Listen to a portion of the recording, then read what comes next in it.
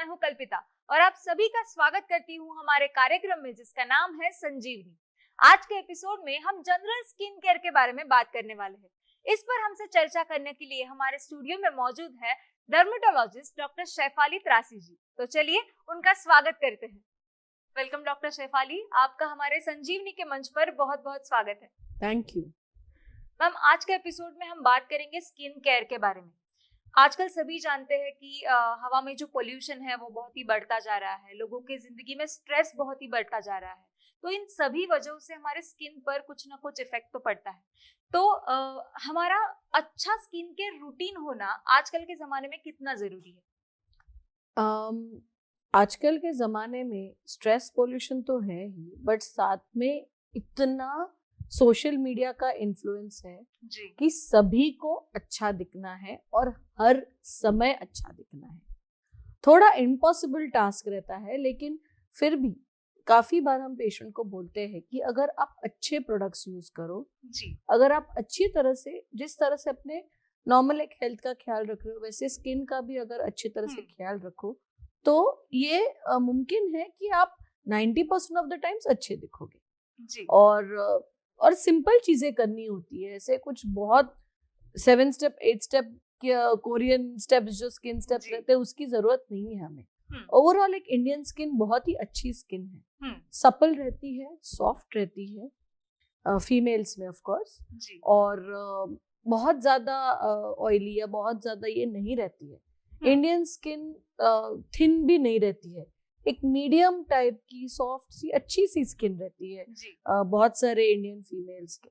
तो अगर हम अच्छी तरह से उनको क्लेंजिंग करें, फिर उनको टोनिंग करें, मॉइस्चराइजिंग करें, सनस्क्रीन लगाए, तो 90% ऑफ द काम अपना हो गया। जी फिर उम्र के हिसाब से अगर मैं टीन एज में हूँ तो अपना क्लेंजिंग, मॉइस्चराइजिंग, सनस्क्रीन बहुत हो जाता है।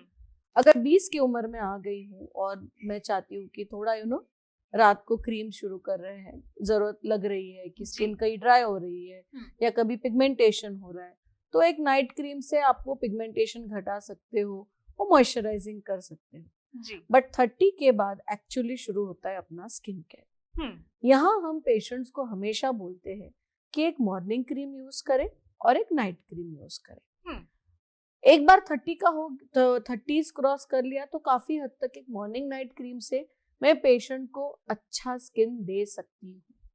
अगर 40 हो जाता है तो वही नाइट क्रीम मेरा एंटी एजिंग क्रीम हो जाता है, जहाँ पे मैं मॉर्निंग एक अच्छा मॉइस्चराइजिंग या एक मॉर्निंग क्रीम दे दूंगी जिसमें एंटीऑक्सीडेंट्स हो, जैसे कि vitamin C, vitamin E, ferulic acid, ऐसे एंटीऑक्सीडेंट से भरे हुए एंटी एजिंग के मॉइस्चराइजिंग क्रीम्स दूंगी।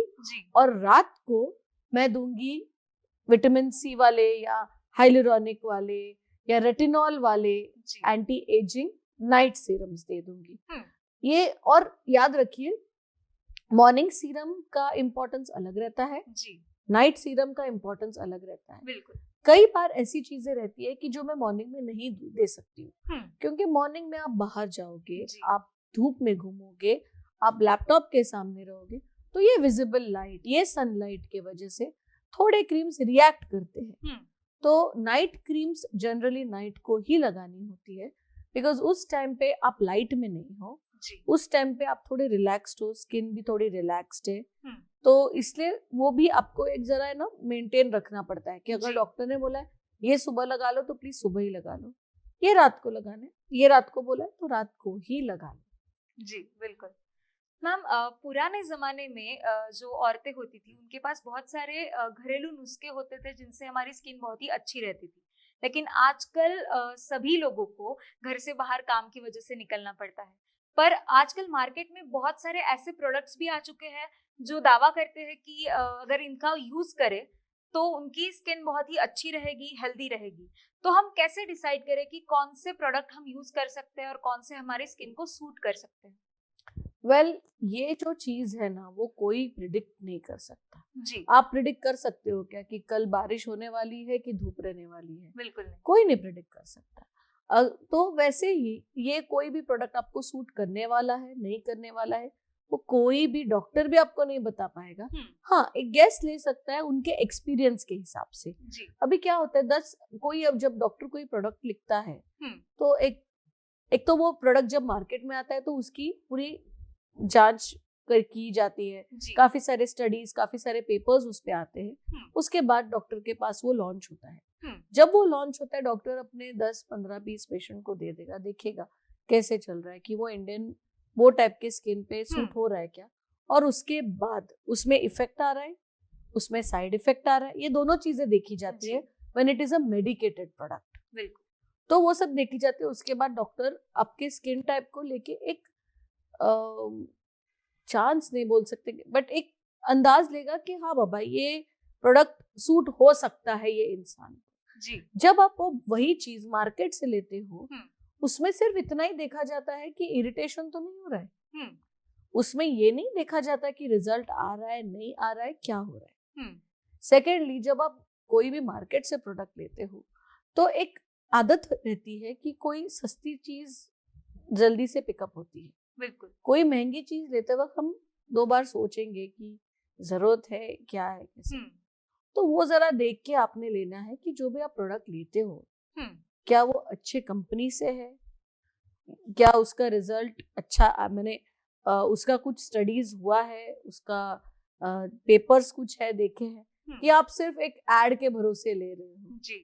सो वो एक चीज है। तो ऐसे कोई ये नहीं हार्ड एंड फास्ट रूल नहीं है कि ये अच्छा है ये बुरा है। इतना ही देखना है कि आपके स्किन को सूट कर रहा है, बुरा नहीं कर रहा है और रिजल्ट भी दे रहा है, बस। मैम, कई सारे लोगों को ऐसे काम होते हैं जहाँ पर उनकी स्किन बहुत ही सन एक्सपोज्ड हो जाती है, वो बाहर रहकर ही काम करते हैं, तो ऐसे में उन्हें कौन सी स्पेशल केयर लेना जरूरी होता है? जो बाहर काम करते हैं उनको बेसिकली एक सनस्क्रीन तो यूज करना ही है, साथ में खुद के फेस को प्रोटेक्ट करने के लिए एक स्कार्फ लगा लीजिए, या फिर एक हैट लगा लीजिए, या फिर एक हेलमेट पहन लीजिए, जिससे आपका एक ओवरऑल स्किन फेस तो एटलीस्ट प्रोटेक्टेड रहेगा। अच्छे फुल स्लीव्स वाले कपड़े पहन लीजिए, अगर बहुत गर्मी में हो तो कॉटन के कपड़े, लिनन के कपड़े पहन लीजिए, ठंडियों में हो तो अच्छे जैकेट्स और पैंट्स पहन लीजिए। तो इस तरह से आप अपने स्किन और बॉडी का ख्याल रख सकते हो। साथ में अगर धूप पे जाने वाले हो तो एक सिंपल ओरल सनस्क्रीन भी आता है, जो हम लोग पेशेंट को मुंह से लेने के लिए बोलते हैं। दीज आर एंटीऑक्सीडेंट्स, तो हम उसको ओरल सनस्क्रीन्स बोलते हैं। तो ये ओरल सनस्क्रीन्स आप पेशेंट्स को दे सकते हो, जिससे जो टैन होने वाला है, जो धूप से बचने वाला है, एक थोड़ा सा धूप से बच सकते हैं वो लोग। जी मैम, जैसे हमें पता है कि हमारे स्किन के अलग अलग टाइप्स होते हैं, तो इन अलग अलग टाइप्स के लिए स्किन केयर रूटीन अलग अलग रखना जरूरी है? Of course, skin care routine हर किसी के लिए सेम नहीं हो सकता। जो मैं आपके इनफैक्ट 2 ट्विंस के बीच में भी स्किन केयर रूटीन सेम नहीं हो सकता। तो जो मैं आप एक बेटी को दे रहे हो वो माँ नहीं यूज कर सकती, जो माँ को दे रही हो वो नानी माँ या दादी माँ नहीं यूज कर सकती। तो बेटी का जो स्किन टाइप है, टीनेज के हिसाब से जो होता है उस हिसाब से उनके इंग्रेडिएंट्स रहते हैं। जैसे प्रेगनेंसी होती है, आपका स्किन टाइप चेंज हो जाता है, तो फिर कई बार उनका पूरा स्किन केयर ही चेंज हो जाता है। अच्छा। या फिर कोई बीमारी से निकले, अभी मैंने कितने बार ऑब्जर्व किया है कि कोविड के बाद लोगों की स्किन टाइप ही चेंज हो गई। पहले जब पेशेंट्स आते थे तो बोलते थे कि मेरा ऑयली स्किन है, ऑयली स्किन है। अब वो पेशेंट बोलते डॉक्टर मेरी स्किन एकदम से ड्राई हो गई है। आपने अपने में ही देखा होगा कि जो एक टाइम पे ऑयली स्किन हुआ करती थी वो अभी ड्राई होने लगी। अभी मॉइस्चराइजर्स की जरूरत पड़ने लगी है ज्यादा से। सो एक उम्र के हिसाब से स्किन टाइप चेंज होती है। उसके बाद स्किन टाइप के ऊपर अपना रूटीन रहता है। बिल्कुल। तो अगर मुझे नॉर्मल स्किन टाइप के लिए देना होता है तो वेदर के हिसाब से सोचना पड़ता है कि अगर बहुत ज्यादा गर्मियों का सीजन है कि ठंडियों का सीजन है।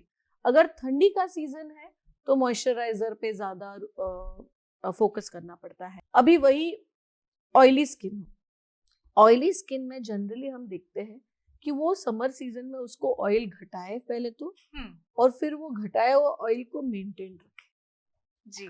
तो उस हिसाब से I will change my skin care routine in summer season for a oily skin.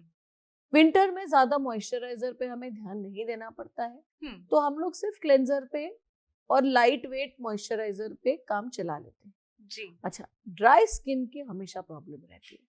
Winter में तो मॉइस्चराइजर्स पे बहुत ज्यादा फोकस देना पड़ता है। अभी उन लोगों में मैं अपने सादा मॉइस्चराइजर तो होते ही है, बट सेरेमाइड वाले मॉइस्चराइजर्स में ज्यादा प्रेफर करूंगी। फिर जो ओट्स के मॉइस्चराइजर रहते हैं उनको ज्यादा प्रेफर करूंगी। फिर ज्यादा करके मैं हाइलुरोनिक एसिड, फिर जो सेरेमाइड्स रहते हैं वो सब मॉइस्चराइजर्स जो हेवी बेस मॉइस्चराइजर्स रहते हैं उनको मैं ज्यादा प्रेफर करना चाहूंगी जी। Whereas in समर सीजन अगर मैं सिंपल मॉइस्चराइजर यूज करूँ तो हो गया मेरा काम जी। मैम कई बार लोगों को यही समझ में नहीं आता कि हमारी स्किन टाइप एग्जैक्टली है कौन सी, तो वो हम किस तरह से पता लगा सकते हैं? इजी तरीका है कि आप अपने डॉक्टर डर्मेटोलॉजिस्ट के पास जाइए और पता लगाइए, लेकिन अगर नहीं जा पाते हो तो ऑब्जर्व करना चालू कर दीजिए कि आप सुबह उठे आपने अपने स्किन को फील किया, क्या लग रहा है आपको? लग रहा है आपके हाथ पे थोड़ा ऑयलीनेस आ रहा है? अगर आ रहा है तो वो ऑयली स्किन टाइप है। अगर आप उठे आपको ऑयलीनेस नहीं फील हो रहा है, बहुत खिंचा भी नहीं फील हो रहा है, तो इसका मतलब है नॉर्मल स्किन टाइप है। अगर आपको ड्राई लगता है स्किन, माने आप सुबह उठे और स्किन ऐसी खींची लग रही है जी, इरिटेटेड लग रही है, तो जनरली वो उसको ड्राई स्किन टाइप बोलते हैं। सेकेंडली मेनी टाइम्स बहुत लोगों में ऑयली, ड्राई और नॉर्मल नहीं रहता है, कॉम्बिनेशन स्किन टाइप रहती है कि जहाँ पे टी जोन पे तो सेंटर फोरहेड, नोज और थोड़ा चीक्स के यहाँ पे ऑयलीनेस रहता है, बाकी की एरिया ड्राई रहती है।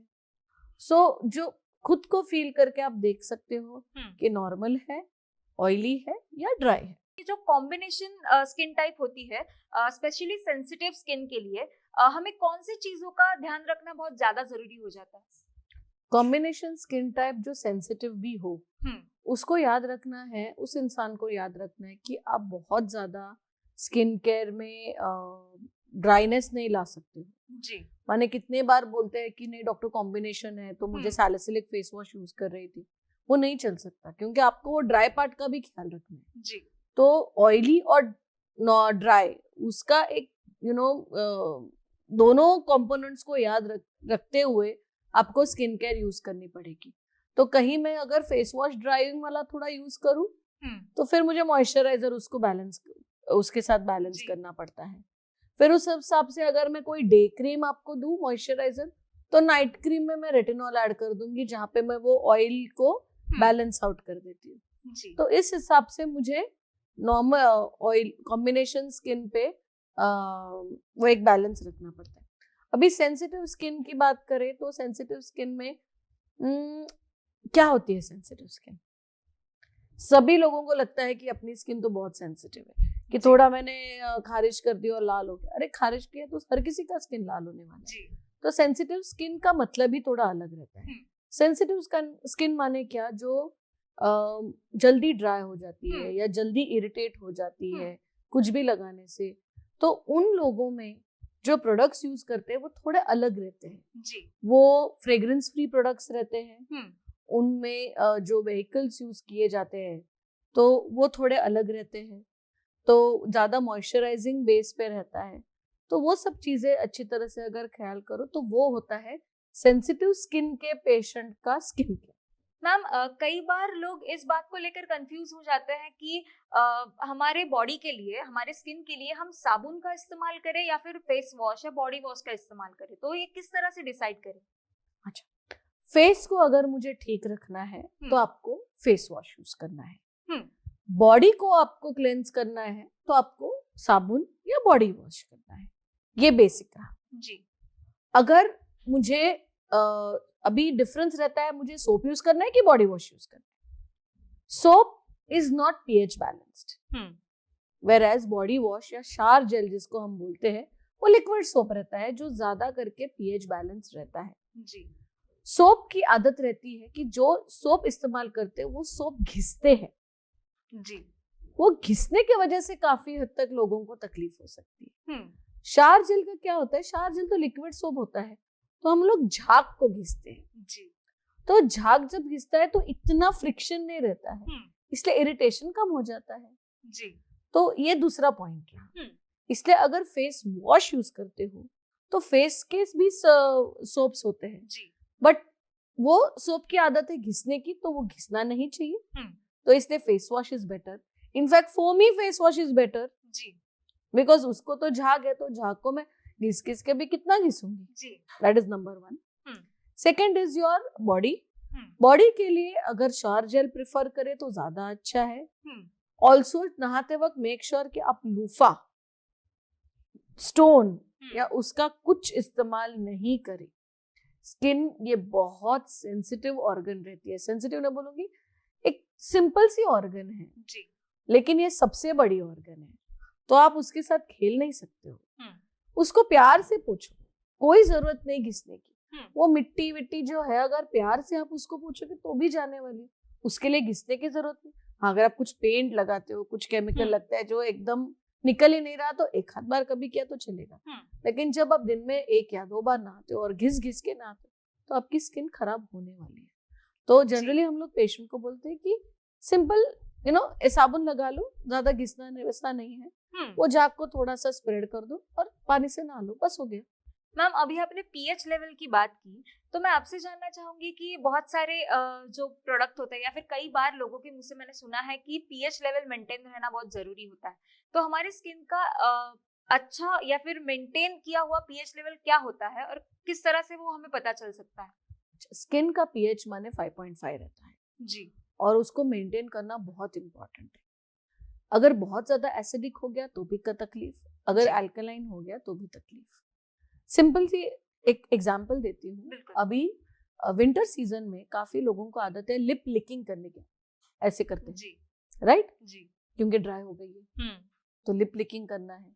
अच्छा, लिप लिकिंग किया, ठीक है, एक बार किया, वापस ड्राई होगा, वापस करोगे, तो बार बार आप रियलाइज कर रहे हो सलाइवा एसिडिक है, स्किन पीएच 5.5 है, तो वो एसिडिक सलाइवा को मैं स्किन पे लगा रही हूँ दिन में 10 बार 20 बार।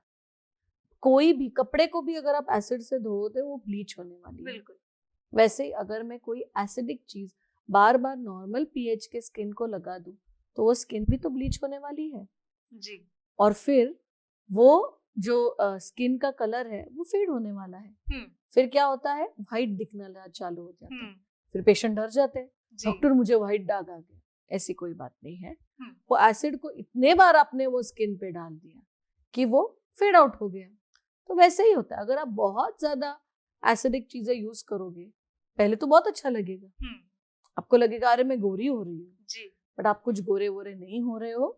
अल्टीमेटली आगे जाके over a period of time वो आपको तकलीफ दे सकता है, वो आपको आपके स्किन को ड्राई आउट इरिटेट कर सकता है। मैम ये तो बड़ों की बातें हो गई, लेकिन जो बच्चे होते हैं उनकी स्किन तो बहुत ही नाजुक होती है, तो उनका स्किन केयर किस तरह से रखना चाहिए? बच्चों का स्किन केयर एक्चुअली बहुत इजी रहता है और बहुत प्यार से किया जाता है अपने देश में। तो पहले तो जब उनका जन्म होता है तो पीडियाट्रिशियंस तो मसाज पहले ही ना बोलते हैं, बट कोई उनका सुनता नहीं है और मसाज तो करते ही है सब लोग।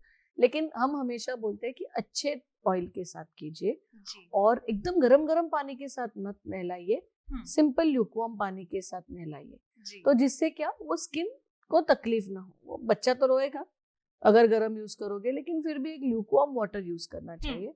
और आजकल बहुत सारे अच्छे पीडियाट्रिक कंपनीज ने मसाज ऑयल शुरू किया है जी। ये मसाज ऑयल काफी अच्छे होते हैं, तो आप वो इस्तेमाल कर सकते हो rather than the traditional oils जो होते हैं। एक तो वो, सेकेंडली सोप उनके लिए बहुत इंपॉर्टेंट रहता है। आप कोई भी सोप नहीं यूज कर सकते हो। पीडियाट्रिक बेबी सोप्स अलग रहते हैं क्योंकि उनका स्किन का टेक्सचर ही अलग रहता है जी। तो उनके स्किन को बैलेंस करते हुए उनको एक अलग सा सोप रहता है, या फिर अगर जैसे बड़ों को शावर जेल यूज करते हैं वैसे ही शावर जेल यूज कीजिए जी। बच्चे हैं, स्किन नाजुक है, तो ऑर्गेनिक जितने प्रोडक्ट्स यूज करोगे वो ज्यादा अच्छे रहते हैं। नॉन ऑर्गेनिक करने या हार्ड सोप्स या चार्जर यूज करने जाओगे तो उनकी स्किन खराब होने ही वाली है जी। उसके बाद मॉइस्चराइजिंग बेबी क्रीम्स रहते हैं, आप एडल्ट क्रीम नहीं उनमें यूज कर सकते बिल्कुल। क्योंकि एडल्ट की स्किन रिक्वायरमेंट अलग है, बच्चों की स्किन रिक्वायरमेंट अलग है। तो एक अच्छा बेबी मॉइस्चराइजिंग क्रीम या लोशन आप नहाने के बाद लगा सकते हो। जी। अभी कई बार न्यू बॉर्न बेबीज में हमने देखा है कि बहुत ज्यादा डैंड्रफ जैसा रहता है, उसको क्रेडल कैप बोलते हैं। तो लोग उसको घिसने की कोशिश करते हैं, तेल लगा के घिसते रहते हैं। वो सब चीजें मत करो, वो नॉर्मल है। क्रेडल कैप इज नॉर्मल और वो धीरे धीरे अगर आप अच्छा शैम्पू, सिंपल बेबी शैम्पू अगर यूज करते हो तो वो भी चला जाने वाला है। अच्छा, शैम्पू की बात आई तो शैम्पू में भी बेबी शैम्पू यूज करने की कोशिश करो जिससे उनके वो पतले मुलायम बाल जो रहते हैं वो अच्छे रहे जी। और उनको टीयर्स नहीं होना चाहिए, वरना बच्चे एकदम इरिटेट हो जाते हैं। बिल्कुल। तो नॉन टीयर फ्री या नो टीयर्स के जो शैम्पूज होते हैं वो आप इस्तेमाल कर सकते हो, जो सल्फेट फ्री भी रहते हैं। मैम, कई लोगों की स्किन ड्राई होती है, वो इतनी ड्राई होती है कि खासकर ठंडी के माहौल में वो उनमें दरारें पड़ जाती है और खून आने लगता है। तो ये प्रॉब्लम अगर निग्लेक्ट कर दे तो वो कितने हद तक गंभीर हो सकती है? अभी जो विंटर सीजन में, ठंडी के सीजन में जो ऐसे दरारें आके खून निकलता है वैसे वाले स्किन को एटॉपिक स्किन बोलते हैं। तो जी। जनरली वो पेशेंट्स को एटॉपिक डर्मेटाइटिस हुआ है ऐसा होता है। लेकिन अपने कंट्री में थोड़ा निग्लेक्ट रहता है कि जी। स्किन उनके लिए काफी, अभी शहरों में आप बोलोगे कि हाँ लोग स्किन केयर कर रहे हैं, 10 चीजें कर रहे हैं, बट गांव में ये सब चीजें इंपॉर्टेंट नहीं रहती जब तक कि खून नहीं निकल आए या अगर बहुत ज्यादा तकलीफ हो। जी। लेकिन इस स्किन कंडीशन को एटॉपिक डर्मेटाइटिस बोलते हैं। मैं ये तो नहीं बोलूंगी कि वो खतरनाक है या कुछ, लेकिन आप ये सोचिए अगर दरारें आ गए हैं तो इसका मतलब कीटाणु अंदर जा सकते हैं। जी। राइट, अगर कीटाणु अंदर गए तो इन्फेक्शन हो सकता है। अब वो इन्फेक्शन किस हद तक आपको तकलीफ दे वो तो आप सोच ही सकते हैं। जी। सो कोई भी जो स्किन बैरियर रहता है वो सबसे इम्पोर्टेंट रहता है, तो उसको कभी परेशान नहीं करना चाहिए वो स्किन बैरियर को। जी। तो ड्राइनेस थोड़ा सा है, ठीक है, बट इतना भी मत रुको कि उसमें दरारें आके खून निकलना चालू हो जाए, क्योंकि उस टाइम पे आपको फिर अच्छी तरह से ट्रीटमेंट करके, पहला काम डॉक्टर का रहता है कि उस दरारों को पहले माने वो खून जहाँ से निकला है वो एरिया को बंद करके दरारें बंद करे ताकि सेकेंडरी इन्फेक्शन ना हो। तो मैम, इसके लिए लाइन ऑफ ट्रीटमेंट क्या होती है? इसके लिए लाइन ऑफ ट्रीटमेंट मेनली रहता है कि ऐसे बच्चों को हम लोग साबुन नहीं बोलते। हम लोग पहले तो उनको बोलते हैं कि सादा पानी से नहा लो। अच्छा। और फिर हम लोग उनको मॉइस्चराइजिंग क्रीम्स वो गीले बॉडी को ही लगाने को बोलते हैं और उसको रैप कर देते हैं, उसको वेट रैप्स बोलते हैं। ओके, अगर खून निकल रहा हो तो एंटीबायोटिक देख के कोई इन्फेक्शन अगर होने का चांस है तो उसको अवॉइड करने की कोशिश करते हैं। यहाँ पे थोड़ा प्रिवेंटेटिव हमें एंटीबायोटिक देना पड़ता है, सो वो एक करना पड़ता है। अच्छा, अच्छे मॉइस्चराइजर, अच्छे सेरामाइड कंटेनिंग मॉइस्चराइजर्स जहाँ से ये दरारें सील हो जाए वो इम्पोर्टेंट रहता है। फिर कोलॉइडल ओटमील के जो मॉइस्चराइजर्स रहते हैं वो बहुत अच्छे रहते हैं। हाइलुरोनिक एसिड कंटेनिंग मॉइस्चराइजर्स रहते हैं वो बहुत अच्छे होते हैं। सो ऐसे अलग अलग तरीके हैं जिससे हम वो ठीक करें। अच्छा, अगर एक्जिमा बहुत ज्यादा फैला हुआ हो, इन्फ्लेमेशन बहुत ज्यादा हो, इन्फ्लेमेशन माने इचिंग हो, इरिटेशन हो पेशेंट के लिए, अगर वो कभी ऐसा हो तो फिर हम उनको ओरल दवाई देके, क्रीम्स देके, माने हमारे जो कैल्सिन्यूरिन इनहिबिटर्स जो है या फिर हमारे जो टैक्रोलिमस, पेमिक्रोलिमस या फिर स्टीरॉयड कंटेनिंग क्रीम्स होते हैं उनका हमें इस्तेमाल करके वो एक्जिमा को पहले शांत करना पड़ता है। उसके बाद हम पेशेंट्स को सिखाते हैं कैसे मॉइस्चराइजिंग करने का। जी मैम, आपने बहुत ही अच्छी जानकारी दी। मैं चाहूंगी कि जाते जाते आप हमारे दर्शकों को कुछ मार्गदर्शन करें। स्किन केयर ये सबसे महत्वपूर्ण केयर है क्योंकि स्किन आपकी बिगेस्ट ऑर्गन है। जो आपको लोगों के सामने प्रेजेंट करती है वो आपकी स्किन होती है। तो सादी चीजें हैं जैसे हमने इंटरव्यू में बोला, सिंपल क्लेंजिंग, मॉइस्चराइजिंग, सनस्क्रीन, ये सब बेसिक रहता है। अगर कहीं गर्मियों के सीजन में जाने वाले हो तो उसको प्रोटेक्ट करो कपड़ों से, हैट से, अम्ब्रेला से। अगर ठंडियों का सीजन हो तो उसको अच्छी तरह से मॉइस्चराइज करके प्रोटेक्ट करो ताकि जो ठंडी हवाएं हैं उससे आपकी स्किन और ड्राई होके और इरिटेट और खराब ना हो जाए। गर्मियों के सीजन में भी ये देखें कि कोई दरारें नहीं है, कहीं कोई स्किन नहीं निकला है जिससे इन्फेक्शन अंदर सीप हो सकता है। तो वही जैसे हम फेस का ख्याल रखते हैं वैसे हाथ और पैर का भी ख्याल रखिए, अच्छी तरह से हैंड और फीट मॉइस्चराइजर यूज करके। तो और ओवरऑल एक स्किन केयर अगर देखना जाए, अगर आप खुद से नहीं कर पाते हो तो एक कोई डॉक्टर के पास जाइए, अपने डर्मेटोलॉजिस्ट के पास जाइए, उनको पूछिए कि डॉक्टर आप मेरा स्किन देख के आप मुझे बताइए कि मेरे उम्र के हिसाब से मैंने क्या इस्तेमाल करना चाहिए। जी, thank you so much ma'am. आप यहाँ पर आई, आपने अपना कीमती समय निकाला और हमें इतनी अच्छी जानकारी दी, इसलिए आपका बहुत बहुत शुक्रिया। Thank you. तो दोस्तों, अब अपनी होस्ट और दोस्त कल्पिता को इजाजत दीजिए। फिर मुलाकात होगी संजीवनी के अगले एपिसोड में। तब तक अपना ख्याल रखिए।